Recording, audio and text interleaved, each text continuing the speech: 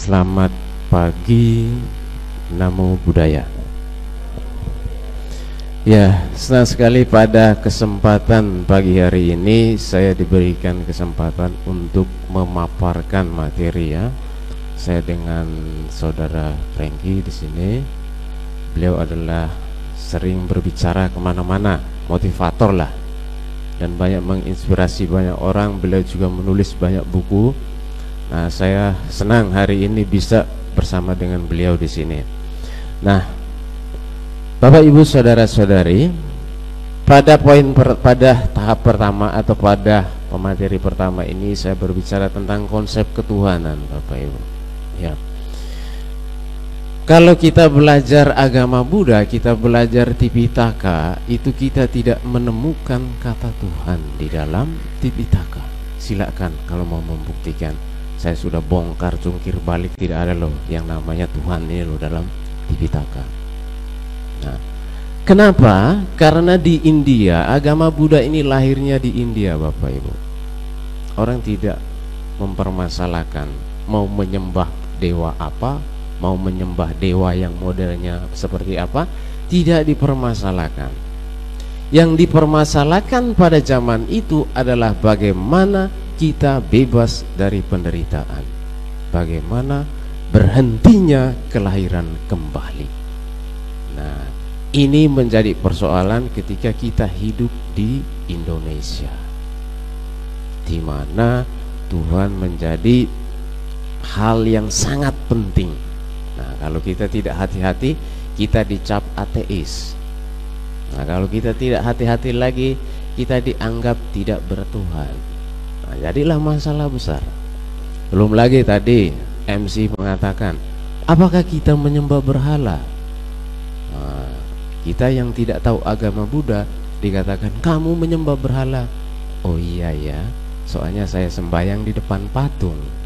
Kalau begitu ikut saya biar kamu tidak berhala. Oh iya, sudah ikut kamu saja, ayo.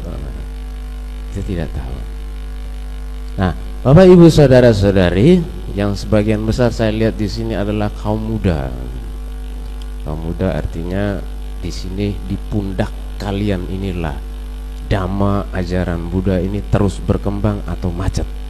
Nah, ini tergantung kaum mudanya. Kalau yang tua-tua ini sebentar lagi tinggal pindah alam gitu ya. Nah, yang muda-muda ini yang nantinya diharapkan untuk membangkitkan ajaran Buddha, untuk mewartakan begitu ya. Nah, salah satu hal penting yang menjadi tolok ukur dalam beragama itu adalah tentang Tuhan atau ketuhanan. Nah, di sini nanti Bapak Ibu saudara-saudari akan bertemu ada dua istilah, ketuhanan dan Tuhan. Apa sih bedanya? Nah, ini materi sedikit berat ya. Nah, makanya saya juga mau tidak mau buat slide. Kalau saya bicara sendiri, Bapak Ibu saudara-saudari lihat saya bosan gitu ya.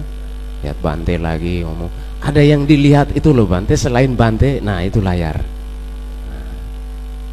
Bisa pengalihan pandangan gitu kan. Manusia itu kan cepat sekali dia bosan jenuh lihat objek yang sama, makanya diganti objeknya. Baik, Bapak Ibu saudara-saudari. Nah, sebelum kita berbicara tentang ketuhanan dan Tuhan ini, tidak bisa dipungkiri di dalam peradaban manusia, manusia mengakui ada satu realitas tertinggi, ada satu pengalaman di luar pengalaman empiris manusia. Apa itu? Pengalaman mata melihat, telinga mendengar, lidah mengkecap, kulit merasakan. Nah, itu dikatakan pengalaman empiris. Manusia mengakui bahwa di luar itu ada pengalaman lain yang dikatakan pengalaman supranatural.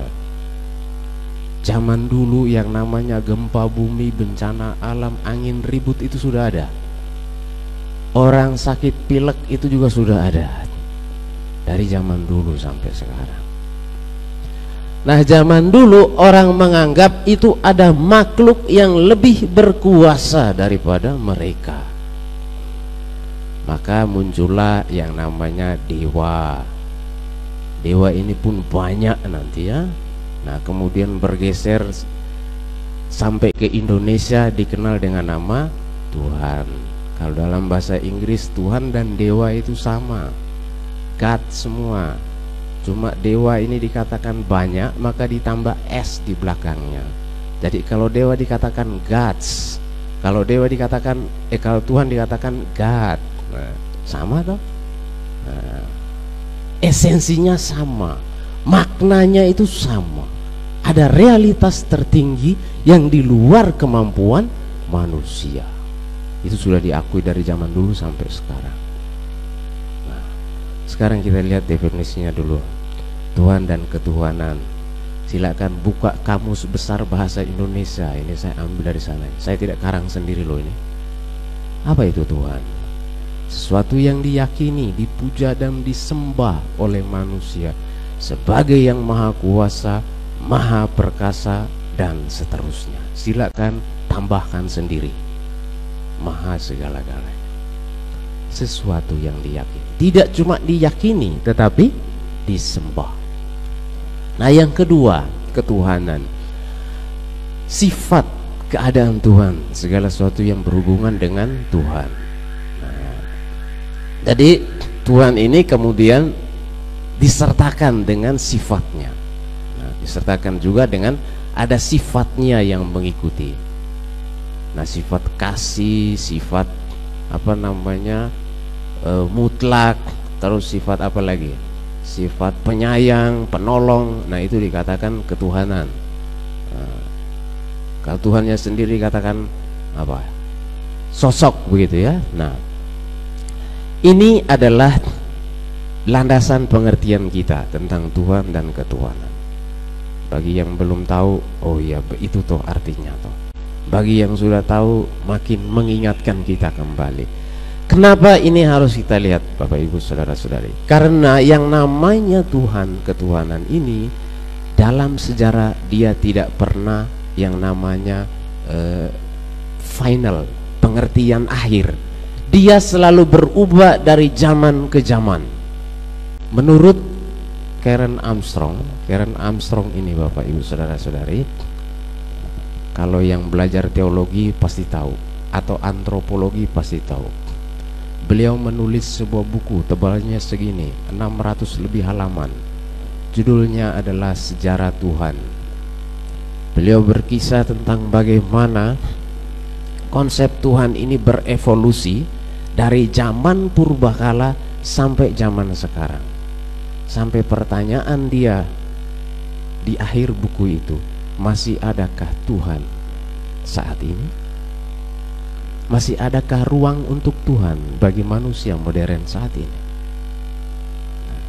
Karen Armstrong ini adalah, sedikit saya cerita Bapak Ibu, beliau adalah seorang biarawati Katolik. Dia perempuan ini, 7 tahun dia bergumul untuk mencari Tuhan di dalam refleksi hidupnya.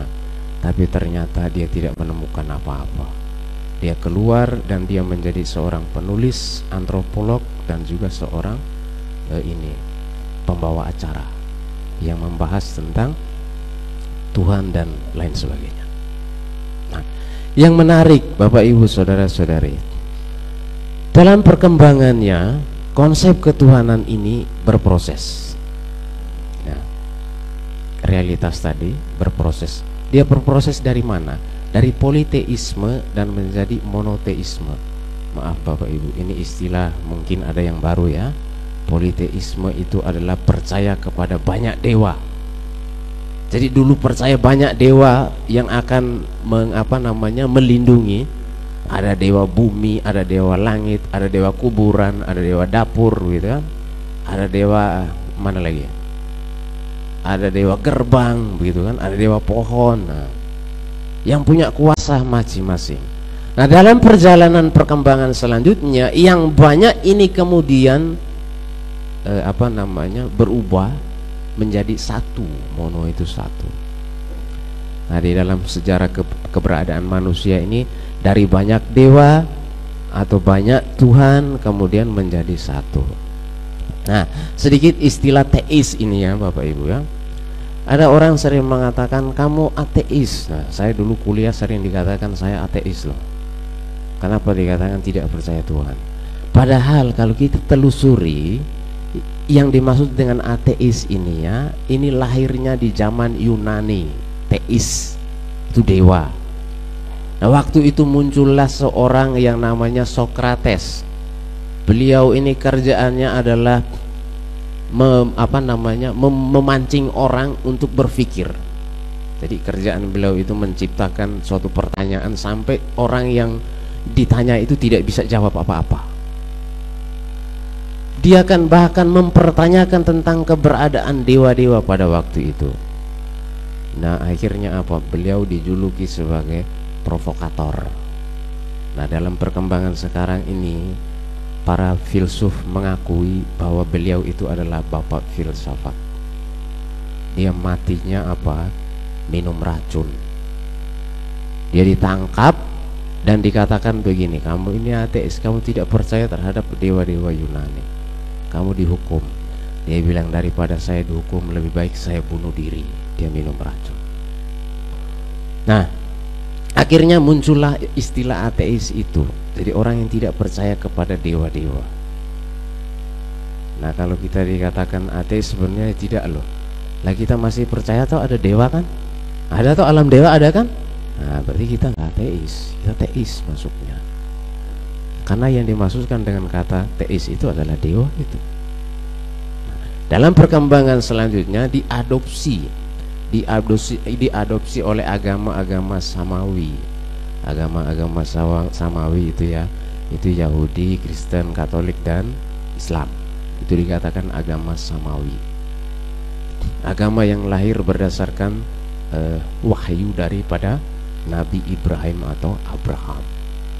Nah, Bapak Ibu, saudara-saudari, di dalam perkembangan terjadilah pembedaan yang sangat-sangat jelas sekali dengan agama-agama yang di timur. Nah, kita umat Buddha, agama Buddha Hindu ini timur. Makanya seringkali kalau kita berbicara konsep yang satu ini, kita bingung loh, seringkali berbenturan. Ditanya waktu masih kecil, Tuhan kamu siapa? Bingung, Tuhan siapa ya? Yang saya tahu Sang Buddha. Ya sudah, Tuhan saya Sang Buddha. Karena tidak tahu lagi sosok siapa yang mau kita pegang. Nah, sementara mereka punya kan sudah jelas sekali kan? Sudah ada nama-namanya semua. Nah, kita tidak ada. Karena memang tidak dibicarakan. Nah, selanjutnya, nah ini yang menarik. Dari personal God menuju impersonal God. Apa personal God? Personal God itu adalah Tuhan yang memiliki pribadi seperti manusia. Dia itu tadi saya kasih contoh. Kalau saya tidak menyembah Tuhan, maka Tuhan akan marah-marah dengan saya. Nah, itu kan sama seperti manusia kan? Kalau kamu tidak kasih saya permen, saya akan marahi kamu loh. Nah, ini kan sama sebenarnya. Ketika saya tidak sembahyang, maka Tuhan akan menghukum saya. Ketika saya tidak berbuat baik, maka Tuhan akan menyingkirkan rezeki dari saya. Nah, ini adalah penggambaran Tuhan yang dikatakan dalam istilah teologi itu personal God. Tuhan yang diorangkan. Tuhan yang memiliki pribadi. Maka kemudian ada label maha besar. Maha besar seperti apa ya? Kemudian maha kuasa dan lain sebagainya. Nah, ciri yang kedua yang berbeda secara diametral dengan semesta, artinya begini, saya ini adalah manusia yang lemah, dia adalah yang perkasa, ada jarak dengan Tuhan. Saya ini bernoda, dia maha suci. Saya ini tidak sempurna, beliau maha sempurna. Menciptakan jarak, kita melihat ada satu yang lebih besar di sana, yang lebih suci, yang lebih berkuasa. Manusia ini bukan apa-apa. Ada jarak di situ, Bapak. Menciptakan Tuhan yang berjarak. Nah, ini efek dari menerjemahkan Tuhan secara personal God. Nah, kemudian apa yang selanjutnya? Dia ada di satu tempat yang memerintah dan memantau. Nah, jadi kan ibaratkan Tuhan itu diibaratkan seperti raja yang duduk dan mengawasi bawahannya, mengawasi rakyatnya, memerintah rakyatnya yang ada di bawah. Itu yang dimaksudkan dengan personal God. Dan yang kedua, impersonal God. Nah, ini yang nantinya akan ada benang merahnya ke agama Buddha. Sehingga pertanyaan, adakah Tuhan dalam agama Buddha? Nah, kita harus melihat definisi yang demikian loh Bapak Ibu. Memang ini sedikit memutar pikiran kita gitu ya. Apalagi sesuatu yang asing bagi kita. Tapi kita harus pelajari. Nah, untuk impersonal God ini dia menolak konsep Tuhan yang bersifat pribadi. Yang tadi itu dia tolak, bukan seperti itu. Nah, dia tolak semua. Kenapa itu tidak relevan dengan kehidupan kita? Nah, kemudian Tuhan sebagai entitas dasar gitu, yang dekat dan tak terpisah dari manusia. Tuhan yang ada di dalam diri manusia. Nah, paham demikian ini biasanya dianut Bapak Ibu saudara-saudari, dianut oleh agama-agama timur. Yaitu di mana? Ya di daerah Asia Timur, termasuk agama-agama yang berkembang.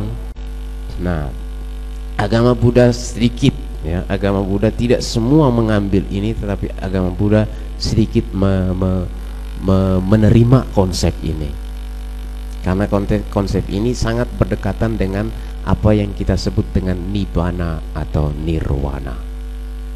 Nah, ada dekat di dalam diri kita, bahkan dia itu adalah realitas tinggi yang terjangkau. Bapak Ibu saudara-saudara, sedikit kita berbicara, kalau kita melihat nibbana, kita menganggap sesuatu yang sulit. Rasa-rasanya kok saya sulit ya mencapai nibbana ya. Tetapi sebenarnya nibbana itu sudah ada di dalam diri kita. Ada Buddhisme, ada ajaran aliran Buddhisme mengatakan kita ini punya bodhicitta. Bodhicitta, bibit kebudaan, sudah ada di dalam diri kita. Realitas tertinggi itu sebenarnya sudah ada di dalam diri kita masing-masing. Makanya zaman dulu Bapak Ibu, kalau pernah dengar cerita Seksiti Jenar. Seksiti Jenar ini dibunuh, dibakar karena dia mengatakan saya adalah Tuhan. Orang yang ketika mencapai suatu titik tataran spiritual tertentu, dia sudah tidak bisa membedakan mana dia, mana Tuhan. Dalam agama Buddha sudah tidak ada lagi aku, anatta. Yang ada adalah ketiadaan aku, egonya sudah tidak ada. Tetapi hati-hati Bapak Ibu. Bapak Ibu keluar dari ruangan itu ditanya, Tuhan mana? Saya adalah Tuhan. Mati juga dibakar seperti Seksiti Jenar nanti. Kalau kita melihat konsep impersonal God, maka ini ada ruang Bapak Ibu, ada tempat bahwa Tuhan ada di dalam diri saya. Ada ruang, ada tempat. Makanya bagi orang yang punya pengetahuan teologi yang cukup, ketika datang ke Wihara Mendut, kami menjelaskan konsep tentang Tuhan yang impersonal, yang adalah relevansi dari nibbana, mereka tidak bingung Bapak Ibu. Kenapa? Dasarnya pakai ini. Tetapi kalau yang tidak mengerti, dia bingung loh. Apa maksudnya? Berarti kamu nggak ada Tuhan, atau jujurlah kamu tidak ada Tuhan pasti. Tidak usah belok-belok, ngaku saja kamu tidak ada Tuhan. Kenapa? Pola pikirnya yang tadi Bapak Ibu. Makanya pada kesempatan pagi hari ini saya harus mengarahkan Bapak Ibu, ada dua jalur di sini kalau kita berbicara tentang Tuhan. Jangan hanya berpatok pada personal God, Tuhan yang pribadi, Tuhan yang dibentuk oleh manusia sesuai dengan keinginan manusia, Tuhan yang dibentuk supaya mendukung kekuasaan manusia itu sendiri. Tetapi ada Tuhan yang lain, definisinya yaitu personal God. yaitu identitas dan apapun kebenaran yang ada di alam semesta ini, termasuk akhir dari duka, itu adalah kita mendefinisikan impersonal God itu. Nah, kemudian satu poin mana ya, nomor 3, tatanan berasal dari dalam dunia sendiri. Oh iya, nomor 3, mengingatkan saya. Nah, lalu pertanyaan, siapakah yang mengatur alam semesta ini, kan begitu? Alam semesta ini hukum ada hujan, ada ada panas, ada banjir. Siapa yang mengatur demikian? Kalau yang personal God tadi jawabannya sederhana loh Bapak Ibu. Ya Tuhan yang ngatur, pusing amat. Sudah urusan beliau itu. Tetapi ketika kita berbicara tentang impersonal God ini, ya tatanan berasal dari dalam dunia. Ya dunia sendiri inilah yang mengatur. Yang di dalam agama Buddha kita kenal dengan hukum karma, utuniyama.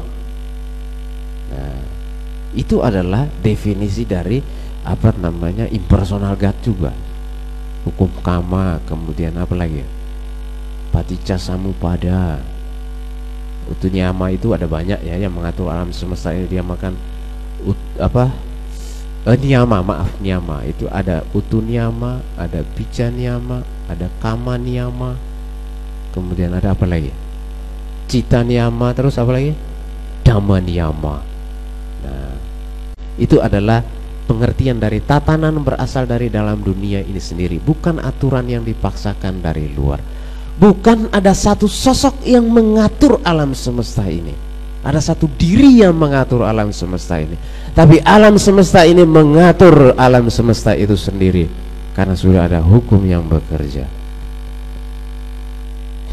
Maka tidak berlebihan ketika seorang fisikawan, siapa itu namanya, yang duduknya di kursi roda itu, Stephen Hawking. Alam semesta ini, ya Stephen Hawking, alam semesta ini diciptakan dari ketiadaan. Seorang fisikawan. Tapi pendapat itu masih kontradiktif, bahaya itu. Dunia bisa goncang-gancing itu. Nah, kalau kita bagi umat Buddha, nah kita melihat ya memang sudah ada hukum yang bekerja di sini. Tidak ada siapa makhluk yang mengatur.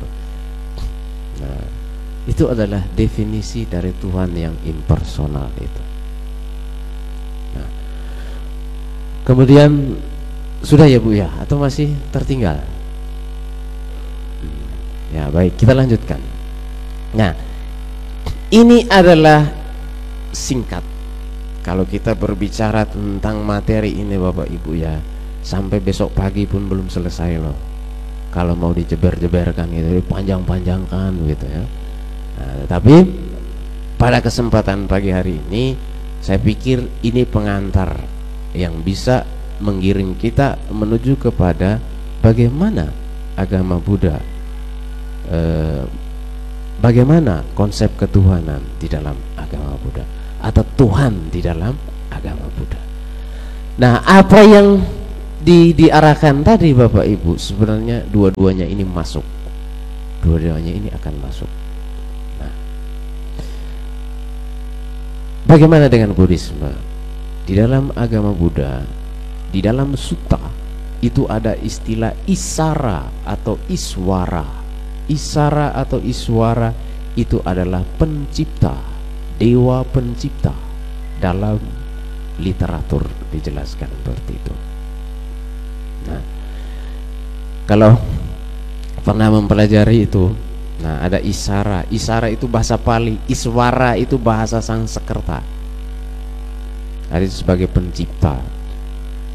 Nah, namun menariknya Sang Buddha memprotes ini. Beliau bertanya, sungguhkah ada sosok yang mencipta yang dikenal dengan Iswara? Di dalam Jataka, Bapak Ibu bisa baca di situ. Jika ada sesuatu sosok yang merancang kehidupan seluruh dunia, maka manusia tidak lain adalah alat dari kehendaknya, dan tentunya sosok itulah yang bertanggung jawab. Andaikan itu ada, andaikan loh, berarti tidak ada sebenarnya. Kemudian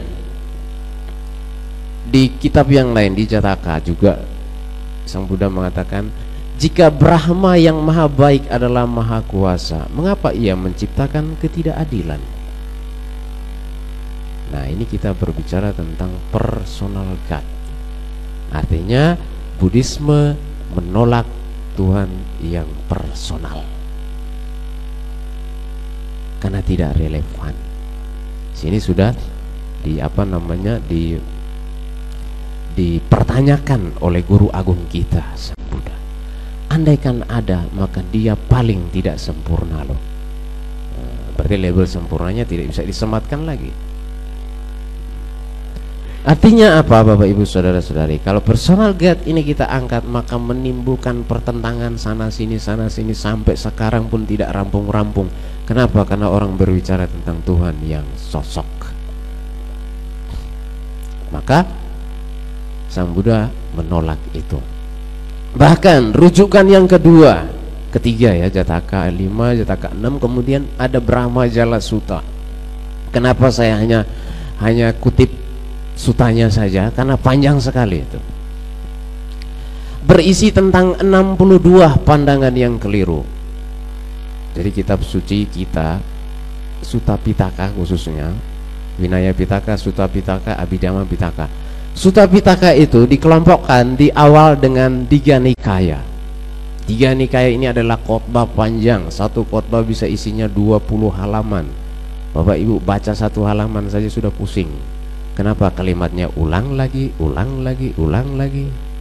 Nah, tetapi yang menarik Bapak Ibu saudara-saudari, Diga Nikaya 1, Sang Buddha memaparkan ada 62 pandangan. Dan pandangan itu tidak sesuai dengan pengalaman dari Sang Buddha. Dalam arti apa? Ketika beliau mencapai kebudaan, beliau melihat ada fenomena pandangan seperti itu. Jadi dari 62 pandangan ini Bapak Ibu, itu kalau kita tidak teliti pelajarinya, sebenarnya semuanya kok sama ya, kok mirip ya, bedanya apa ya ini ya? Karena apa? Karena itu sangat halus. Nah, dari 62 itu ada satu yang berbicara tentang Maha Pencipta. Itu di Brahmajala Sutta, halaman keberapa saya lupa. Nah, di situ diceritakan begini Bapak Ibu. Saya ceritakan saja ya, saya ceritakan bahwa pada waktu itu ada yang namanya dewa Brahma, tepatnya bukan dewa lagi. Dewa itu masih di bawah Bapak Ibu, Brahma itu lebih di atas. Brahma ini karena karma baiknya habis, dia terlahir di alam yang kosong. Nah, pada waktu itu dia punya angan-angan, kok bete banget ya saya sendirian, pengen ada temen yang datang nemenin gitu loh, biar ramai sedikit. Kok saya sendiri sepi ya. Ini bahasa saya ya Bapak Ibu ya.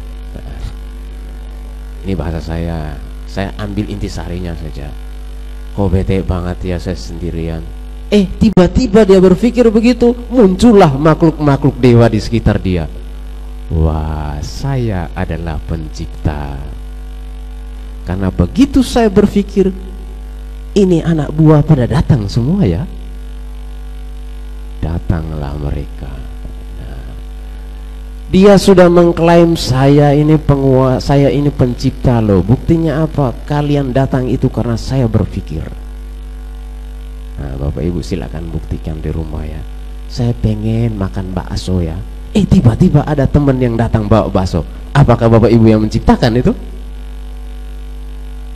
Nah, ini kasusnya si dewa ini juga sama, Brahma ini begitu. Dia lagi mikir begitu, tiba-tiba datang. Oh, sayalah pencipta. Yang datang belakangan pun berpikir, oh iya ya, dia ini kok lebih berkuasa ya. Pasti dia penguasa di sini.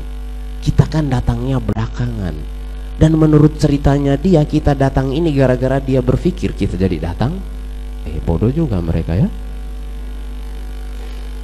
Selama hidupnya mereka itu terjadilah ada pencipta yang diciptakan.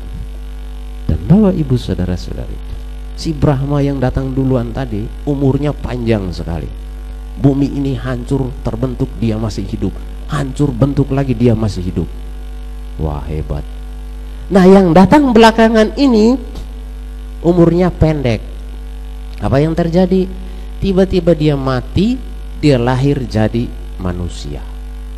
Nah, sampailah dia di manusia, bakat dia sebagai Brahma ini masih ke bawah. Apa?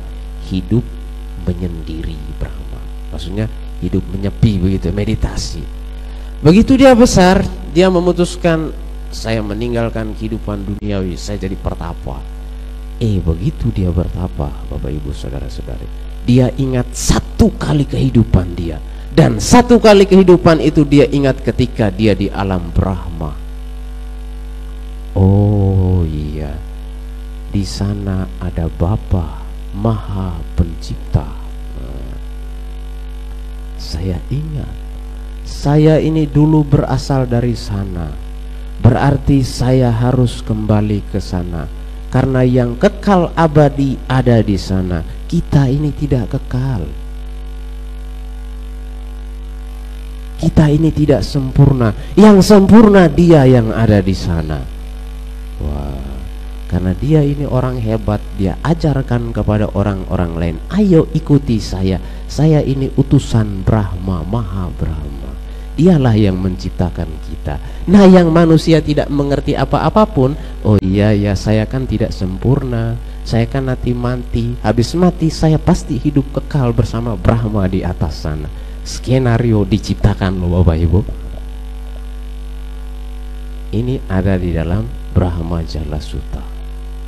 Satu saja yang saya ambil itu karena ada hubungan dengan ini. Berarti masih ada 61 loh. Sang Buddha mengatakan tidak semuanya itu tidak termasuk dengan pandangan benar. Nah, Bapak Ibu saudara-saudari, apakah kita termasuk pemain di dalam skenario yang diciptakan? Saya pertama kali saya belajar jujur ya Bapak Ibu ya, gara-gara sutta ini loh saya langsung oh iya ya, saya sekian lama ini ikut arus ini ya, saya sadar oh iya, untung saya masih sadar. Saya baca Brahma Jala Sutta loh. Itu baru satu, dia baru ingat satu kali kelahiran dia ingat saja sudah begitu, apalagi kalau dia ingat beribu-ribu kali kelahiran, coba makin halus lagi kan ilmunya, skenarionya, cara mainnya makin halus toh. Tapi Sang Buddha mengatakan itu semua tidak sesuai dengan realita. Sabe sangkara anicca, apapun yang berkondisi dia akan hancur. Persoalan waktu saja. Si Maha Brahma ini dia sombong ya, dia ngaku nih tuh alam semesta hancur, bentuk saya masih ada kan? Tuh kamu tadi dari bumi tuh, kamu manusia, kamu kembali, saya masih ada toh? Iya masih ada. Oh ya hebat kamu ya. Makin disembah dia.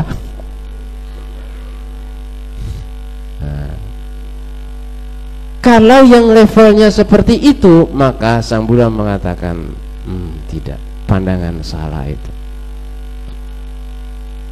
Maka jika itu dikaitkan dengan personal God tadi, maka kita umat Buddha menolak. Bukan, itu dia ngarang itu, si Brahma ngarang.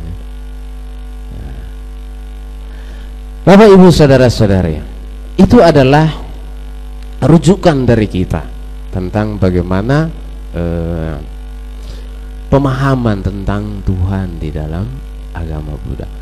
Lalu apakah kita tidak punya harapan lagi ya untuk bisa mengimbangi, kan begitu kan? Kita kan biasanya suka mengimbangi. Yang di sana semoga Anda sejahtera. Kalau kita agama Buddha apa ya salamnya ya? Bingung dah. Kalau yang di lain apa namanya, apa ya, alhamdulillah gitu. Kita cari umat Buddha, kita punya apa ya? Nah, kita punya loh, namanya puji astuti. Alhamdulillah kalau kita puji astuti. Beneran, ini saya tidak karang loh ini. Kan kalau umat Islam itu kan alhamdulillah kalau dia lagi dapat sesuatu gitu, alhamdulillah. Kita umat Buddha apa ya? Saya dari dulu nyari-nyari apa, ternyata jawabannya puji astuti. Belum terbiasa. Jadi kalau ada apa-apa puji astuti. Nah, tiba-tiba si Astuti datang. Kenapa? Kamu panggil saya ya?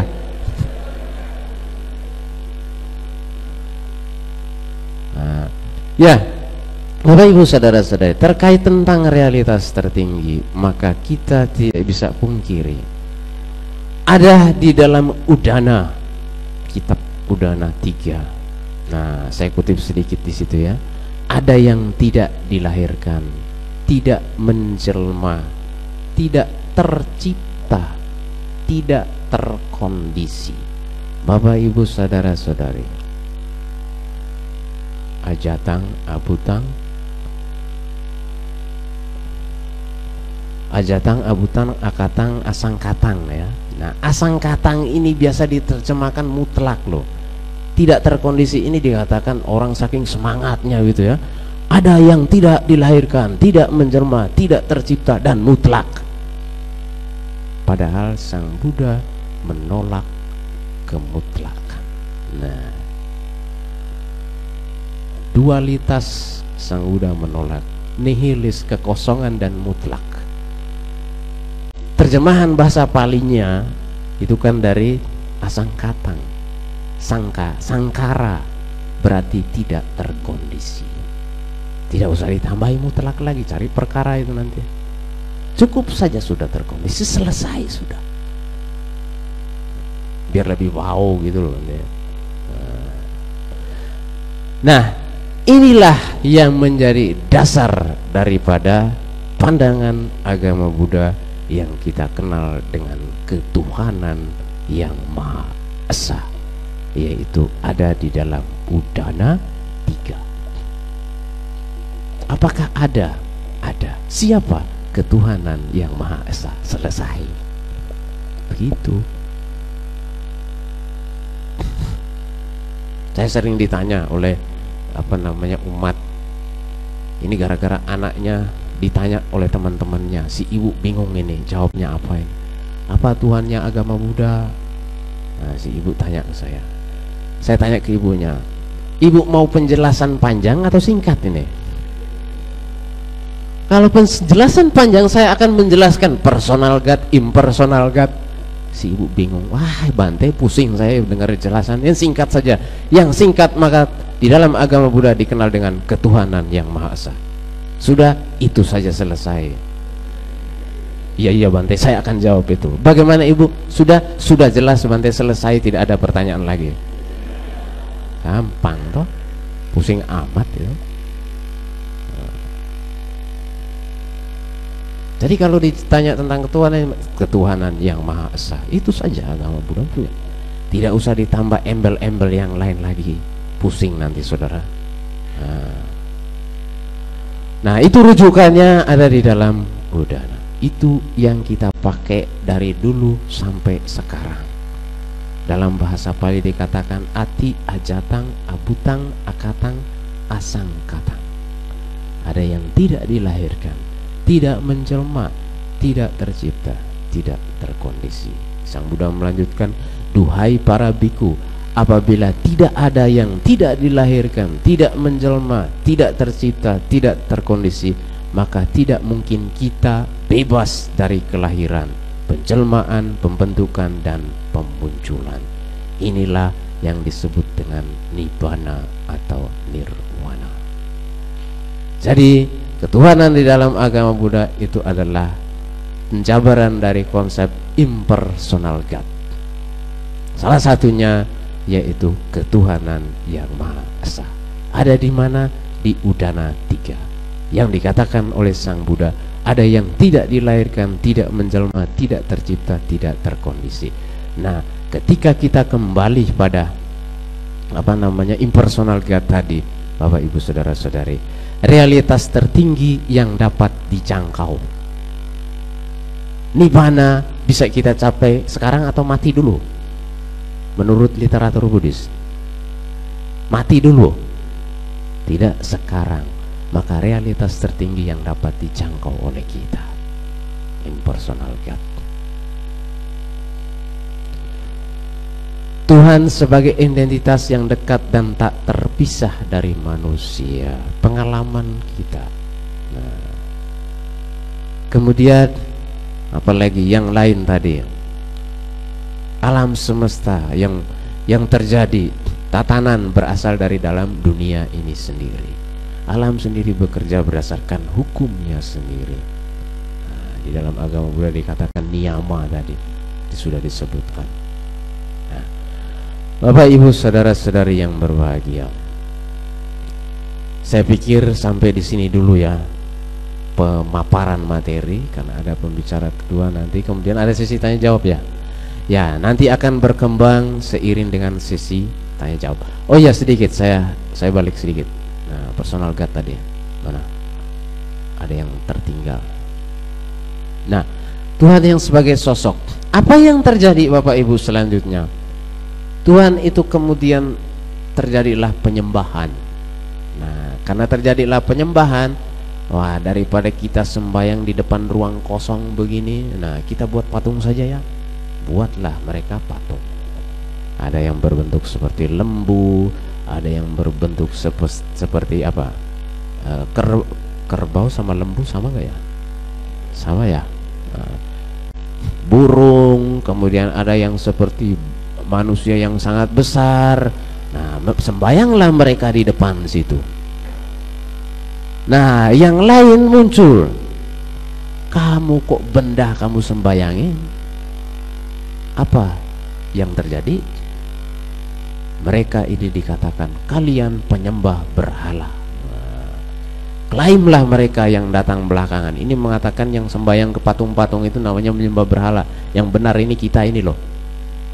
Kita sembahyang yang tidak pakai apa-apa loh. Nah, giliran agama Buddha sembahyang di depan patung Buddha dikatakan apa? Menyembah berhala juga kau. Padahal kita sembahyang, kita sujud ke depan patung Sang Buddha, ini kan bukan kita meminta-minta. Nah, kalau saudara minta-minta di depan patung Buddha, menyembah berhala itu. Nah, kalau kita depan sembahyang di patung Buddha itu kan kita merenungkan sifat-sifat mulia daripada Guru Agung kita. Supaya apa?